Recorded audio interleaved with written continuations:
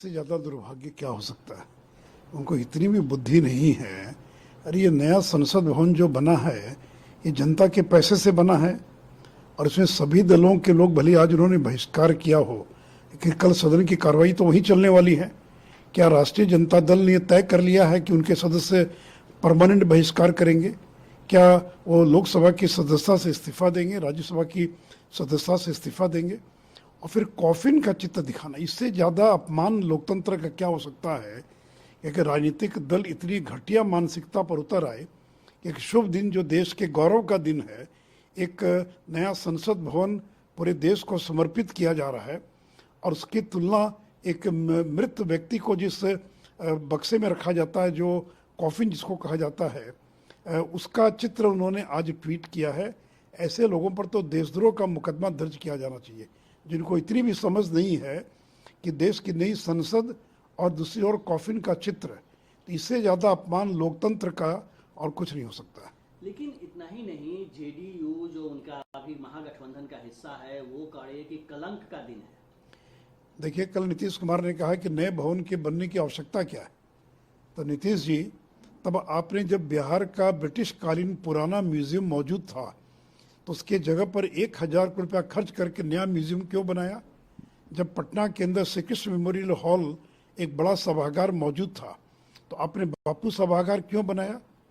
तो नीतीश जी जैसा व्यक्ति इस तरह का गैर जिम्मेवाराना बयान दे, आपको नहीं आना है, बहिष्कार करना एक बात है, कि यह कहना कि इसकी आवश्यकता क्या है। 2026 के बाद जब नया परिसीमन होगा तो सदस्यों की संख्या बढ़ सकती है, वो कहाँ बैठेंगे?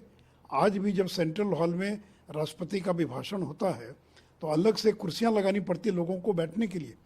तो अगर नया भवन बना है और पुराना भवन 90 साल पुराना हो गया तो उसका क्यों विरोध हो रहा है? और देखिए, इन लोगों ने कदम कदम पर विरोध किया, कोई ऐसा कदम नहीं है, सुप्रीम कोर्ट तक लोग गए, वहाँ भी इनकी याचिका खारिज हो गई।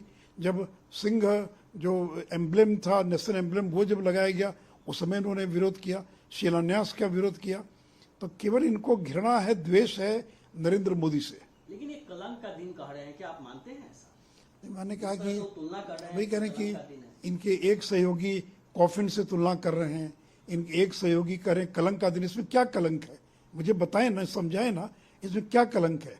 क्या देश के प्रधानमंत्री को अधिकार नहीं? और क्यों नीतीश जी ने बिहार विधानसभा का जो नया भवन बना उसका उद्घाटन क्यों किया उन्होंने, क्यों उन्होंने शिलान्यास किया?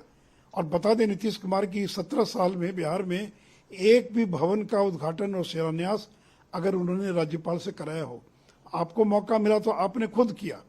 और आज देश का प्रधानमंत्री, जिसको दूसरी बार देश की जनता ने जनादेश दिया है, वो जब उसका उद्घाटन कर रहे हैं तो आपको इतनी जलन हो रही, इतनी ईर्ष्या हो रही है। ये सुप्रिया सुले हैं, एनसीपी के सांसद हैं, वो कह रही है कि नया पार्लियामेंट बिल्डिंग का बिना ऑपोजिशन के उद्घाटन एक तरह से इनकम्प्लीट इवेंट है और इसका मतलब यह है कि कोई लोकतंत्र नहीं है देश में। आपने ना बहिष्कार किया, हमने तो आपको आमंत्रित किया, स्पीकर ने तो सबों को काट भेजा, तो आपको आना चाहिए था, कोई उद्घाटन करे।